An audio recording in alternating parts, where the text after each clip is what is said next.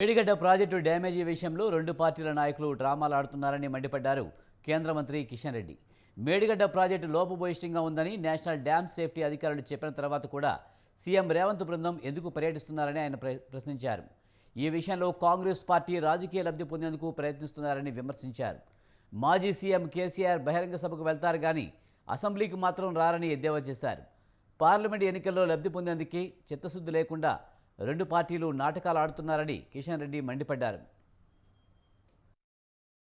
చిత్ర విచిత్ర నాటకాలు ఆడుతా ఉన్నారు. చిత్తశుద్ధి లేకుండా వాస్తవాలకు విరుద్ధంగా రాజకీయ డ్రామాలు ఆడుతా ఉన్నారు. పార్లమెంట్ ఎన్నికలను దృష్టిలో పెట్టుకుని ఈ రోజు ఈ రకమైనటువంటి విచిత్రమైనటువంటి పరిస్థితి. ఈ రోజు ఒక పార్టీ నాగార్జున సాగర్కి వెళ్తే నల్గొండకు, ఒక పార్టీ ఈ ప్రభుత్వం మేడిగడ్డ డ్యామ్ కి వెళ్ళింది. మేడిగడ్డ డ్యామ్ లో ఏం చూడడానికి వెళ్తుండో ఈ రోజు ముఖ్యమంత్రి గారు చెప్పాలి.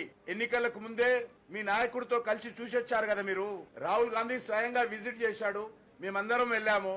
కేంద్ర ప్రభుత్వానికి సంబంధించినటువంటి ఎక్స్పర్ట్స్ అందరు వెళ్లారు.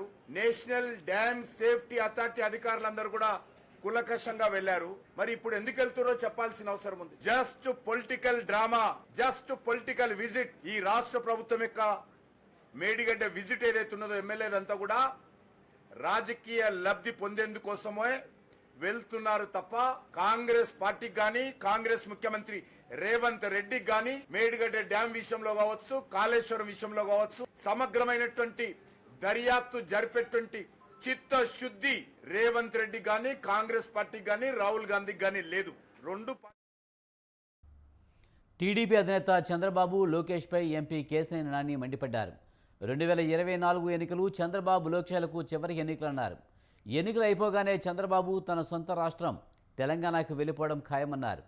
ఎన్టీఆర్ పేద బడుగు బలహీన వర్గాల కోసం టీడీపీని స్థాపిస్తే ఇప్పుడు చంద్రబాబు పెత్తందారులకు, ధనవంతులకు మాత్రమే ఉపయోగపడేలా పనిచేస్తున్నారని విమర్శించారు. బడుగు బలహీన వర్గాల కోసం పనిచేసేది వైసీపీ ప్రభుత్వమని నాని అన్నారు.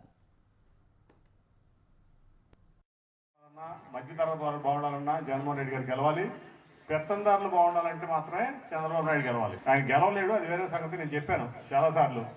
ఈ ఎలక్షన్ అవ్వగానే ఇదే ఆఖరి ఎలక్షన్ టీడీపీకి, చంద్రబాబు నాయుడు గారికి. రేపు ఆయన ఇక్కడ ఇల్లు కూడా లేదు, విజయవాడలో కానీ, గుంటూరులో కానీ, ఈ ప్రాంతంలో ఎక్కడ కూడా ఆయనకి ఇల్లు లేదు. శుభ్రంగా ఏదో ఎవరో ఇచ్చిన ఇంట్లో ఉంటున్నాడు ఆయన తాళా వేసుకుని ఆయన సొంత రాష్ట్రం వెళ్ళిపోతాడు ఈ ఎలక్షన్ అవ్వగానే.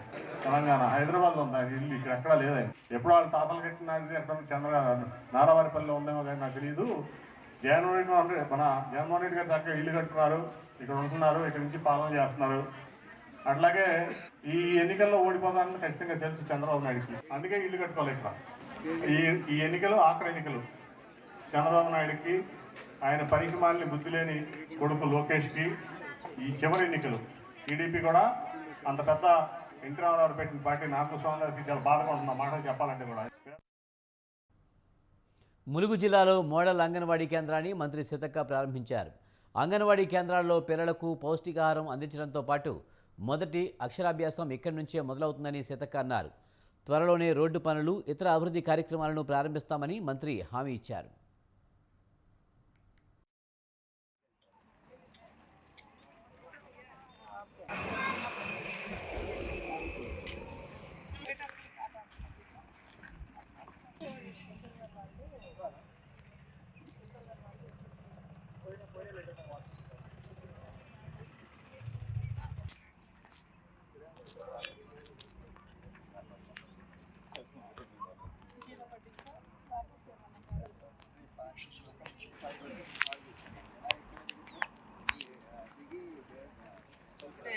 తక్షణమే చెప్పగానే కలెక్టర్ గారు, అదేవిధంగా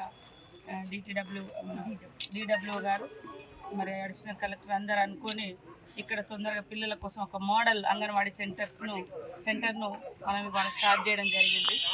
వాస్తవానికి అంగన్వాడీ సెంటర్ ఎక్కడ ఊరవతలు ఉంటుంది లేదా దూరం ఉంటుంది, బడి ఒక కాడు. దాంతో ఈ బళ్ళల్లో 5 మంది, అక్కడ స్కూల్లో అంగన్వాడీ సెంటర్లో 5-10 మంది. కాబట్టి ఇబ్బంది అవుతుందని ఇప్పటి నుంచి రాష్ట్ర వ్యాప్తంగా కూడా అన్ని అంగన్వాడీ సెంటర్లు ఇక్కడ ఎక్కడైతే ప్రాథమిక పాఠశాల ఉంటుందో దాని ప్రాంగణంలోనే కడితే ఆ పిల్లలు ఈ పిల్లలు ఇద్దరు కలిసి ఆడుకోవడం కానీ, ఒకవేళ కొద్దిగా ఆ టీచర్ లేట్ అయినా, ఈ మేడం లేట్ అయినా మళ్ళీ ఆ పిల్లల్ని కూడా చూడడానికి అవకాశం ఉంటుంది. నిరుద్యోగులను మోసం చేసేందుకే సీఎం జగన్ ఎన్నికలకు ముందు దగా డిఎస్సి విడుదల చేశారని పల్నాడు జిల్లా టీడీపీ అధ్యక్షులు జీవీ ఆంజనేయులు విమర్శించారు. మెగా డిఎస్సి విడుదల చేయాలనే డిమాండ్తో నియోజకవర్గం తెలుగు యువత టీఎన్ఎస్ఎఫ్ ఐటీడీపీ ఆధ్వర్యంలో నిరసన ర్యాలీ చేపట్టారు. టీడీపీ ఆఫీస్ నుండి ఆర్టీసీ బస్టాండ్ స్తూపం సెంటర్ మీదుగా నరసరావుపేట రోడ్డులోని అంబేద్కర్ విగ్రహం వరకు నిరసన ర్యాలీ జరిగింది. ఏపీలో 24,000 టీచర్ పోస్టులు ఖాళీగా ఉంటే 4 ఏళ్లుగా వైసీపీ సర్కార్ ఒక్క డిఎస్సి కూడా ఇవ్వలేదని ఆంజనేయులు ఆగ్రహం వ్యక్తం చేశారు. లక్షల మంది నిరుద్యోగుల్ని మోసం చేశాడు.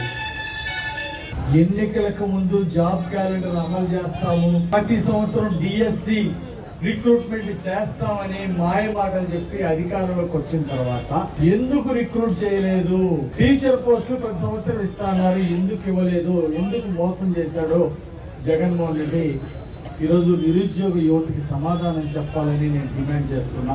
మోసం చేయటం, మాట తప్పటం, మడం తిప్పటం జగన్మోహన్ రెడ్డి గారికి అలవాటు. వెన్నతో పెట్టిన విద్య జగన్మోహన్ రెడ్డికి. యువతను మోసం చేయటం ఎంతవరకు న్యాయం అడుగుతాం ఈ ముఖ్యమంత్రి. మీరు ఈరోజు 10 లక్షల మంది నిరుద్యోగుల్ని మోసం చేశారు. 4 సంవత్సరాల నుండి మీరు డిఎస్సి ఎందుకు వేయలేదు? 4 సంవత్సరాల నుండి ఉద్యోగ నియామకాలు ఎందుకు చేయలేదు ప్రభుత్వం? ఏం జగన్మోహన్ రెడ్డి ప్రభుత్వం గాఢతలు కాసిందా? నిరుద్యోగులు ఉద్యమాలు చేస్తుంటే కనిపించలేదా ఈ ప్రభుత్వానికి? అవినీతితో కల్తీ ఇసుక, మట్టి, గ్రావెల్